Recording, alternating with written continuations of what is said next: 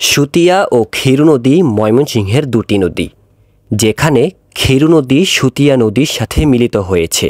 সুতিয়া নদী পুরাতন ব্রহ্মপুত্র নদ থেকে উৎপন্ন হয়েছে। ময়মনসিংহ জেলার সদর, ত্রিশাল, গফরগাঁও ও ভালুকা উপজেলার মধ্য দিয়ে প্রবাহিত হয়ে এখানে মিলিত হয়েছে। সেই জায়গায় দাঁড়িয়ে আছি আমি ত্রিমোহনী ব্রিজের ওপর। ময়মনসিংহ ও গাজীপুরের আরেকটি সহজ সংযোগ পথ। এই হচ্ছে ক্ষীর নদী। বানার নদী থেকে উৎপন্ন হয়ে গাজীপুরের শ্রীপুরের সীমান্ত ঘেঁষে ময়মনসিংহের ভালুকা উপজেলার মধ্য দিয়ে বয়ে গেছে। আমার পেজে ঢুকলে ক্ষীর এবং সুতিয়া নদীর আরও ভিডিও দেখতে পাবেন। ক্ষীর নদীটি সুতিয়া নদীর সাথে মিলিত হয়েছে এবং সেখান থেকে শীতলক্ষ্যা নদীতে প্রবেশ করেছে।